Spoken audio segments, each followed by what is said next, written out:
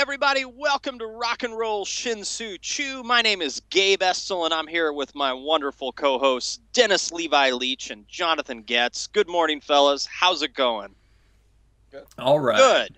Well, we haven't had one of these in a while, folks, but this is a Rock and Roll Shin-Soo Choo B-side.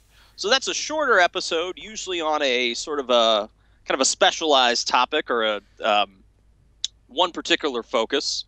So today, this one's kind of, we obviously try to come up with topics about baseball and rock and roll that appeal to a wide audience. And this one, will apply to a lot of people that are our friends, certainly, appeal to a lot of people that are our friends. But this is kind of one for us, guys. So I'm taking that approach. If you've been following the news, I'll recap for our audience, music news.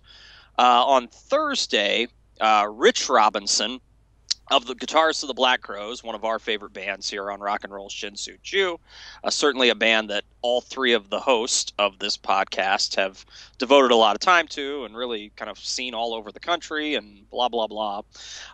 We like them a lot. So Rich put out a statement saying that the band had officially broken up.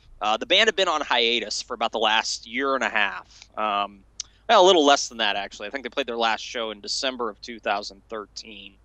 And, this is their third hiatus within the last, 13, 14 years, I think. Third hiatus since 2001, I believe.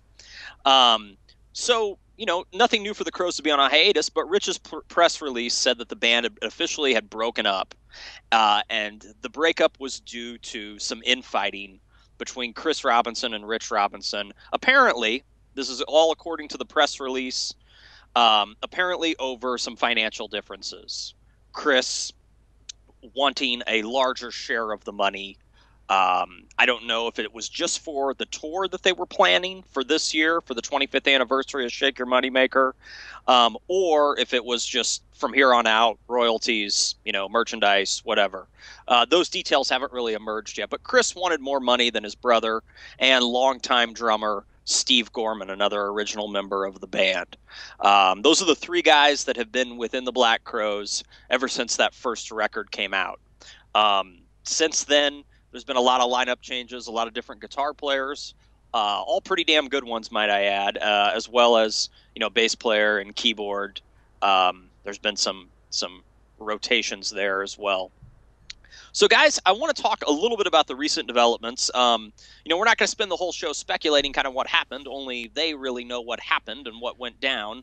But we know we've got Rich's press release, and then also Steve Gorman, the drummer who I mentioned a few moments ago, has a popular sports podcast, radio show, I should say. Steve Gorman Sports. Steve Gorman Sports, yes, listen to it. It's on Fox Sports, I believe, right? Mm-hmm. It's on the radio. Okay. So yeah, just you'll be able to find it if you're out there. It's a good show. Steve is a witty, articulate guy who can riff on music and sports with the best of them.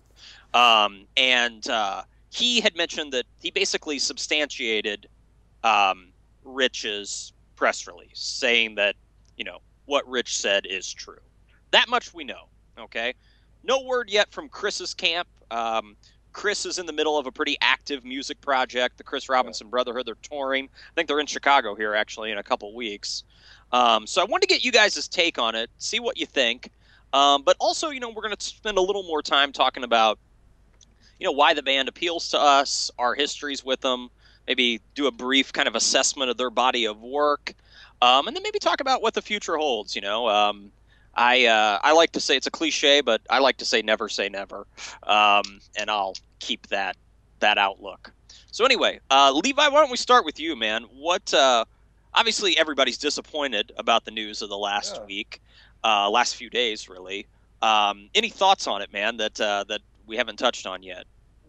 No, I mean, when I first heard, it was saddening, like deeply saddening, because they're one of my favorite bands. And, when you emotionally invest in an artist like that for so long, it just, when it goes down in a ball of flames, it's disappointing. Yeah. And as far as I've seen on the Facebook sites, like Chris Robinson Brotherhood, that camp, they haven't even acknowledged any of it.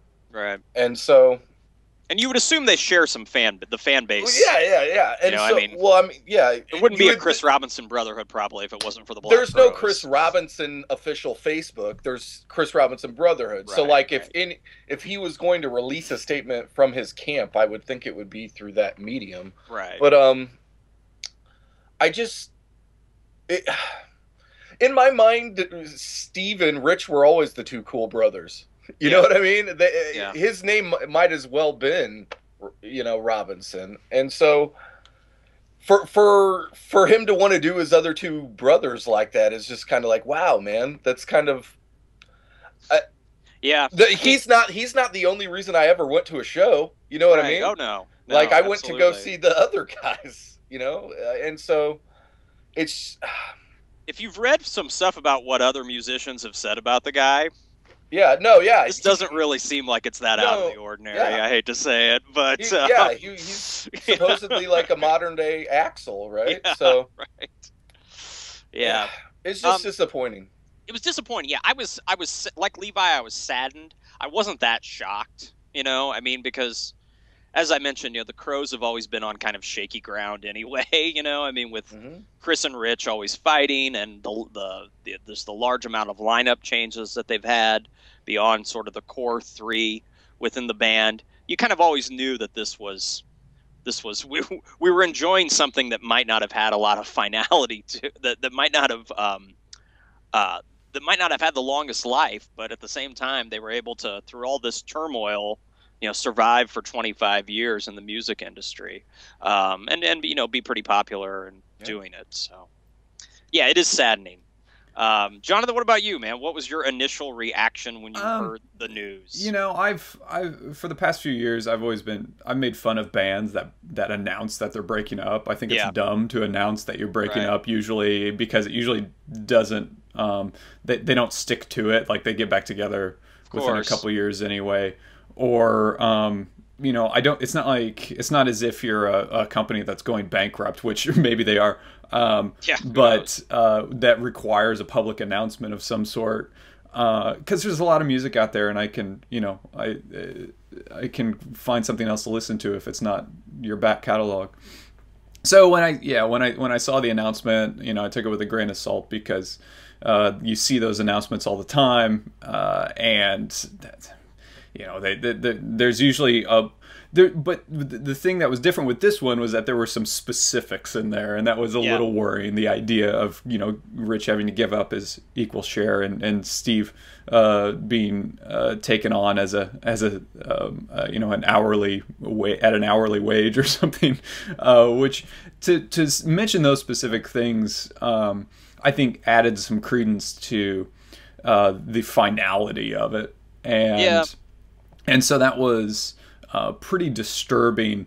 And then I thought, well, maybe that they're just doing this to call out Chris because he's being a dick, and they wanted to, publicly shame him into changing apologizing his changing his terms. But we're saying this not knowing where he's coming from. Not that it seems like that there is a valid angle he could be coming from to suggest such a thing, but when it comes to the business side of these bands and musicians, we only see a fraction of the story.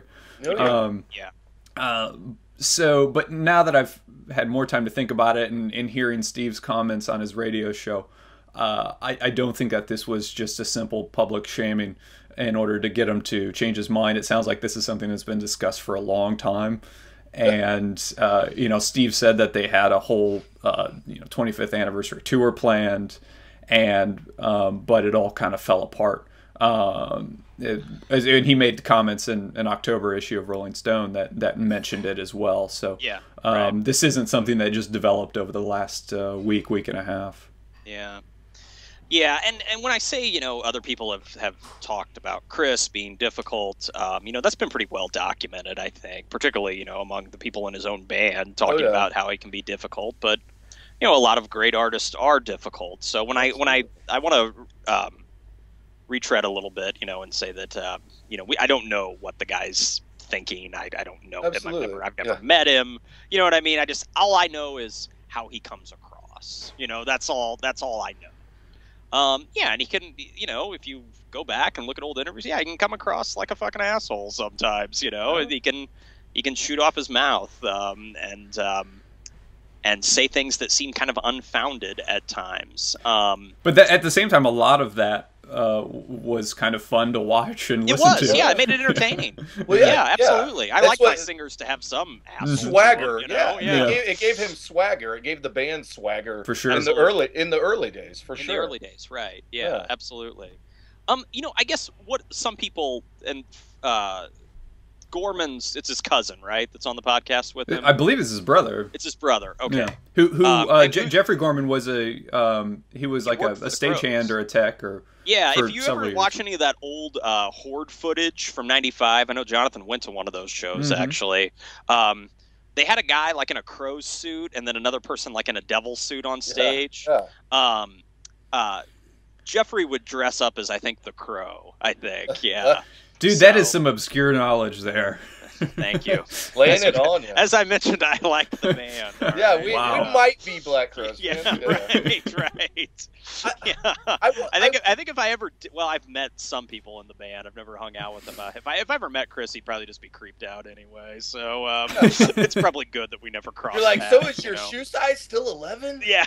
In my eyes, like we just sit around, with like on a couch and like listen to our favorite Traffic albums all night together, where instead he'd probably run out the door, So, I want to say quickly though that, I mean, as bittersweet as it is, I would almost rather have it be this way than to see another tour with Jackie Green as the guitar player. No. Okay, all right. I'm sorry. I just was not impressed with that version of the Black Crowes when I saw them with the Tedeschi Trucks band. So you would rather take no version of the Black Crowes over that version of the Black Crowes? Yeah. Wow. I liked him. I liked Jackie Green. Where I saw the band like heading once he got in, I just was like, I don't know. Where were they headed? I mean, I just like it almost became like I had never felt that way at a Black Crow show before, but it felt like I was seeing a nostalgia act. Well, and when I saw him in Kansas City a couple years ago on that last tour, I think it was, and they had some killer set lists that tour, but that show here at the casino was the lamest greatest hits set list I've ever heard any band ever play. Yeah, and so that was disappointing to me. Like, it was like, oh, they got this young hired hand kid playing guitar. They're playing this kind of weak set list. I didn't want to see him go down that route to where it's like they're the next Styx. You know what I mean? Where they're going to just keep touring forever. They'll always bring new guys in, more new guys. It does get frustrating to be like, who's the guitarist? Who's to guess that every time you hear that they're going to go back on the road. Because who knows? This tour that was supposed to happen this year and next year. Who knows if it would have been Jackie, I mean, I don't know. Right, yeah. Right. I'm hoping, and I know Levi probably likes this guy a little more than I do. Just with where Chris is, I was praying to God that it wasn't that Neil fucking Casal, all right? That guy that's in... he's pantomiming Jerry Garcia fucking licks, all right? Yeah, so, he's not a Black Crowes type of... No. And I should... Like, he played with Ryan Adams. He's a good guitarist. And he's good at what he does, but he would not be a fit on like Southern Harmony songs or something like that. Yeah, I did not. I had a fear in the back of my mind that it's going to be him on guitar. Like, I want to do a short survey here because I know the answer would be like, besides Mark, we would probably all three of us would next pick Audley as probably maybe. Yeah. If you had to choose between Luther Black Crowes or Jackie Black Crowes, which would you choose? I would choose Jackie. Yeah, I think Luther is a real. Again, this is coming from a guy that doesn't play guitar, so please bear that in mind.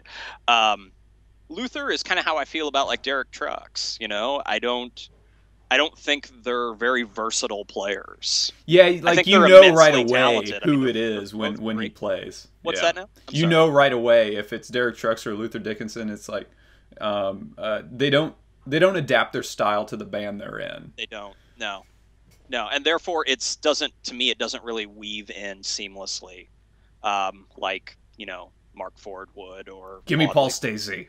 Yeah, right. Yeah.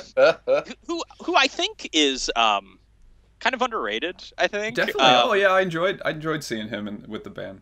Yeah, and he seems like he's a guy that, he came in like fucking Mark had like quit a week before. Yeah, and, by fax, right? And the guy came in and did 2 tours and he didn't, I don't know if he played on them, but he oversaw production on 2 records. So he always seemed like, in my opinion, a good kind of behind the scenes member of the band over these last 6 or 7 years. Yeah.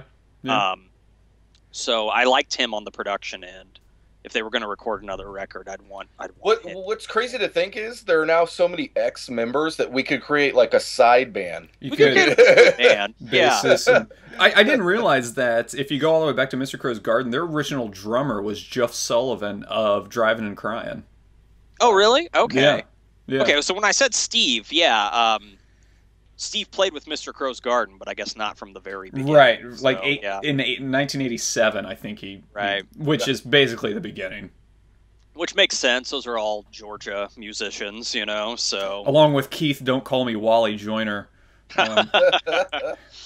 Nice. Yeah, well, I guess, why don't we move on to this, since we talked a little bit about, the breakup and what's happened. Do you guys want to talk a little bit about maybe some of your favorite memories? Either seeing the band or buying a record. Yeah. Why don't we talk about those for a few minutes, and then maybe after that we'll talk a little bit about the future of the band and kind of, if there is a future. Okay. Yeah, Jonathan, what about you? We'll start with you, and then we'll go to Levi, and then come back to me. Yeah, sure. So you mentioned, the first time I saw him was that 95 Horde tour. Yeah. And so that was Amorca driven. I heard a lot of Amorca stuff, yeah. You're the only one of the 3 of us to see what many would call the golden era. Yeah, I guess 92 so. 92 to 97, the cream of the crop in most people's eyes. Obviously Horde being an abbreviated set, but still, main stage. Headliner. Yeah. And so, then we really started to see him, I guess, on the... Was it the Sold Out tour? Shown Up or Sold Out? Shown Up. Yeah. And that was when first run. Smith's first run. We made the bumper stickers up at the Eagles Ballroom in Milwaukee, and we made bumper stickers. This was after Eddie Harsh had some intestinal procedure, right? And so there was this picture of him. I went on America Online and downloaded it, and. With these bandages across his stomach, and we slapped it on a bumper sticker, and then next to it said, "Don't blame me. I voted for Eddie Harsh," and I proudly displayed that on my vehicle for years. Nice. I'm looking at it right now. It's on my bulletin board. I don't have one. I don't know. You know what? Eddie Harsh has one. Eddie Harsh has one. So yeah, we saw him we hung out after that show, and Rich Robinson has and got him one, and Warren Haynes has one too. Wow. I don't know if they still have them. Yeah, we gave one to him. I forgot about that. Yeah. Wow. Yeah, we gave one to Rich, too. Yeah, I did in Iowa. I gave him... I'm the one that handed out. Jonathan made the stickers, but I was fortunate enough to deliver. Yeah. Nice. I remember, too, because the printer screwed it up, so we got twice as many as we were supposed to, so we had a whole lot more to give out. They actually put them on the wrong side or something. But anyway... So yeah, to bump into the band like that, it was kind of cool. But catching them on those tours, obviously the Three Snakes emphasized tours. You didn't get those immediately with the Shown Up and Sold Out not tours. Set-list-wise, Right. But kind of came later with that emphasis again. Seeing them here at Memorial Hall.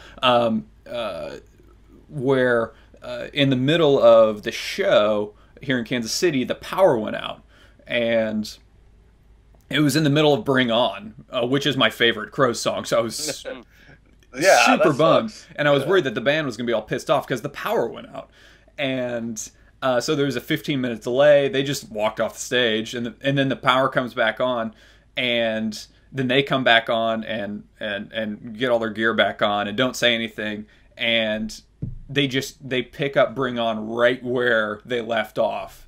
game. Right on the same note, and it was pretty fantastic and memorable. Not everybody can do that. No, and because you're kind of worried, you know, is this going to affect the rest of the show? Or are they just going to like play an encore and that's it? But no, they rolled with it, and I guess that just goes to show that, you know, it wasn't always super tense up there. You would fear Drugs it would be. helped. You know, maybe yeah. So yeah, those are a few of my favorite Crows memories. That's awesome. Yeah. When Mark came back in 05, 06, that was just like I was so excited. Yeah, it was like Halloween for us. It was. Yeah. Well, it was Halloween. Yeah. I forgot that.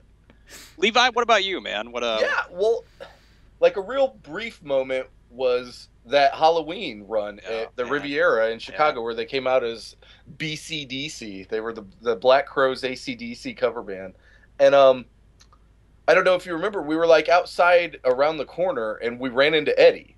Do you remember? Yeah. And he had a big laundry bag like with him of like his dirty clothes and like, so I don't remember. They do laundry just like the rest of us. Like the words of the conversation were something like groupies are great, but they don't like doing laundry, or something. Like it was like something to that effect. And so like I always have that moment stuck with me. And another really funny moment was at a show. They were going into Cosmic Friend, and we were on the floor level, probably, 20 feet back from center stage. And they start, getting into Cosmic Friend, and these two guys in front of us start to get into a fight. And me and Dan, my buddy who was with me, we stopped the guys and we're like, hey, man, it's Cosmic Friend. It worked. They stopped fighting. And so, like, yeah, that's just like a weird little moment I'll always have at a show of theirs. And just those Mark shows where he came back, man. I cherished those because I didn't get to see him during the 92 to 97. And I don't know. I wish I could have seen more shows. Like, in hindsight, now that I guess it could possibly be over, it's like, damn, I wish I would have gone to more shows. But there's always certain little moments from shows like that you always remember. Yeah. How about you, Gabe? Well, they were, one of the things I always admired, even though, I've seen some greatest hits set lists that were a little mundane. If you look at their set list over the years, they had some shows where they just played whatever the hell they wanted. You know what I mean? Like, Absolutely. Like obscure, like Graham Parsons B-sides. You know what I mean? And Neil Young B-sides. I like the fact that I would say for, I don't know, about 75% of their live music career, they kind of did whatever the hell they wanted. There were a couple grim years in there where the set list didn't really change and seemed like it was just kind of a by the numbers show. But I felt like, that's one of the things I admire the most is, the live performance. And their attitude, with it, whether or not the rest of the audience always dug it. I like the fact that they kind of, might sound cheesy, but kind of took some of us on a journey for a couple hours, Yeah. I looked back, and I saw him 26 times. That's my show tally. And I've seen some great ones, like Levi had mentioned. The Halloween show at the Riviera was phenomenal. They played they played a lot of tunes they don't play that often. We got to see Mark do L.A., which we got to see Mark do L.A. They Nice. did Feathers. They did Title Song. Yeah. Really coming to some of those mellower tunes that I really have always dug. I got to see him with Jimmy Page. I got to see him at Madison Square Garden, which was great. Trey of Fish came out and played with them. They did Hard to Handle, which just slayed. I saw a couple of. I'll admit to I saw a couple shows that were pretty disappointing. If you go back and look at Chris in like 1999, he's wearing that pimp shirt and I appreciate the energy of some of those performances, but set list wise they sucked and they were too fast. I felt like during that era they played songs too fast. Well, it was like they like stripped the band down and everybody was wearing white, and they're like, okay, guys, now the only thing we're going to allow on tour is Coke. Yeah, right. Like everybody's in white doing Coke, playing the fastest Black Crow song. It was a little bit too far for method acting. I can't imagine what was going through Ed's mind, you know, when they told him on the cover of By Your Side, you got to wear a costume, you know. Yeah. So, right, whatever. So I've had some, you know, I've had some great times. I've devoted, you know, a good chunk of my life to see. I've seen them in New York. I've seen them. You know, I've got to see them all around the Midwest, so it was a good run. You know, if it never happens again, then that's okay too. You know, I'm maybe if like this would have happened like 15 years ago, I probably would have been more bummed. You know, just kind of where I was at in life and you know, etc. But now I'm grateful. You know, I'm grateful for all that they gave to their fans. And if they never play another note on stage again, you know, I'm disappointed, but I can live with it. Yeah. You know, there are other bands that are still making really great music. But unlike Levi, I kind of enjoyed the last tour. I thought Jackie Green wasn't necessarily, you know, he wasn't Mark by any means. But he wasn't trying to be, you know. I thought he was a good fit, so I was kind of actually looking forward to seeing if they would keep him around. But I'm kind of in the minority there. It sounds like. So anyway, it was nice that it's easier because they had this second act of you know, War Paint and Before the Frost, and I thought Before the Frost was Before the Frost is really good. Yeah, excellent. And I was just sorry that they couldn't carry the momentum and get that next record out, because I thought that anything that they did right after Before the Frost would have been like that much better. Yeah, to carry that momentum, because War Paint they kind of, you know, shake the rest off a little bit, but then Before the Frost was like, wow, transition out. Yeah, it's a fantastic record. And when it came out, I was working in the shop at the record store still, and I bet I got 10 people to buy it just because I was like, you have to own this record. Yeah. A definite return to form. The production on it's great. I love the fact that they recorded it in front of an audience, you know, like it was Levon Helm. Yeah, right. Yeah, you got Levon looking over, you know, everything. What's crazy is to show how good that record was. Nowadays, if you want to find a copy of it on vinyl on eBay, you got to at least spend $100. Wow. And you know, when that came out 5 years ago, however long it was, we could have got them for $20. Yeah, right. Yeah. No, I mean that was a real return to form, and I think that as much as kind of sort of ambivalence that I had around Luther Dickinson's playing, I think it was a mistake to take that hiatus in between 2010 and 2013. I would have liked to have seen them when that 2010 tour wrapped up, go into the studio and record another record, you know? Yeah. I would have liked to have seen that. Another reason I like Jackie really quickly is because he sings. Luther never sang, Audley never sang. I like sort of the bigger backing vocals, you know, which Mark did, and Sven and Rich and Paul Stacey sang into a banana.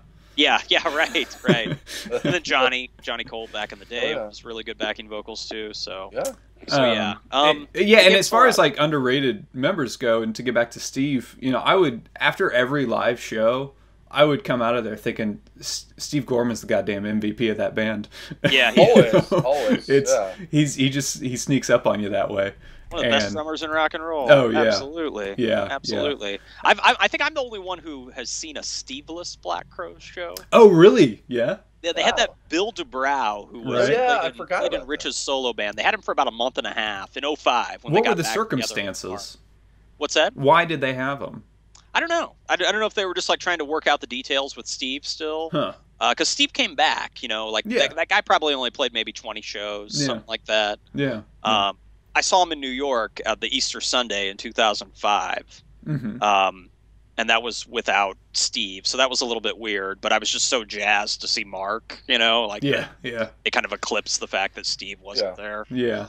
Anyway, okay, so to wrap it up though, I'll just go around to each of you.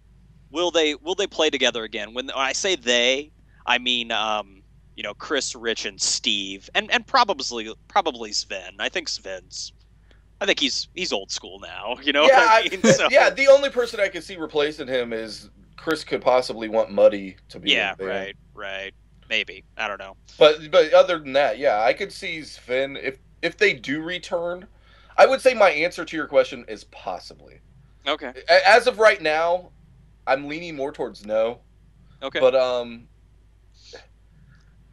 don't know. I wish I could know more of the details. You know what I mean? Yeah. All of us, the inner workings, because if it was because Chris wanted Jackie Green to have a 40% cut, then I'm all for it. No more Black Crows. Rich and Steve were like, "You would have paid Jackie what?" Yeah. Yeah. Yeah. Oh, shit. What about you, John? Do you think the three of them will play together? Yeah, I'll always put my money on the idea of a band getting back together. And not that I'm not that I'm gonna pine for it. Like I said, there's lots of music out there. There's lots of bands out there touring. Yeah. I've seen this band many times. So, but at the very least, it'll be at the Rock and Roll Hall of Fame inductions. I hope so. Which I mean, look who's getting inducted. It's like, fuck, man, put them in. Yeah. Well, yeah. So when they're eligible like this year, or were they eligible last year? Yeah. I would assume this year or last year. Yeah. So I mean, I don't know. Shake Your Moneymaker came out in '90. So. Right. So yeah, 25 years after your first recording, I believe. So I don't know. What do you think? Do you think they get in the next 5 years?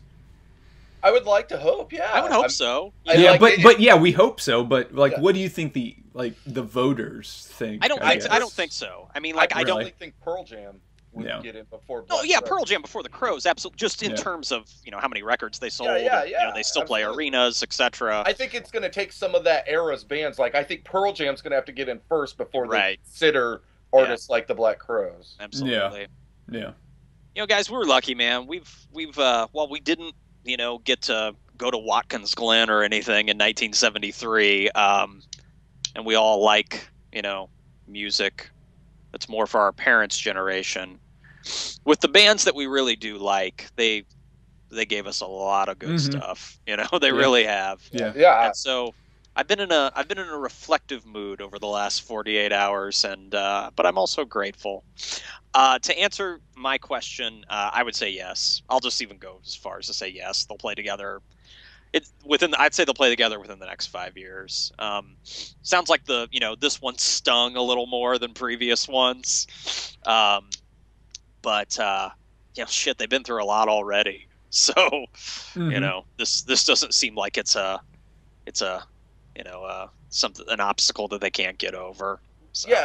Yeah, I mean, the whole thing kind of has an air of like, and I think Steve feels this way a lot too, is like they've kind of taken it as far as they could take it for right now. Yeah. You know what I mean? And so hopefully they get inspired and want to make it, hopefully it's not just a cash grab if they do get it together. Right. So, yeah. I hope not either. Well, and most of the things they've done have been pretty genuine. So on that note, I'm going to sign off, guys. Check us out at on Twitter at Rock and Chew, also on Instagram with the same handle, and then also you can like us on Facebook, and we'll have the website Rock Chew going up really soon. I've seen an early version and it looks great. So exciting stuff ahead for this podcast. And while the Black Crowes story may be winding down, hopefully Rock and Roll Shin-Soo Choo's is just beginning. So anyway, you guys have a good one, and we will see you soon.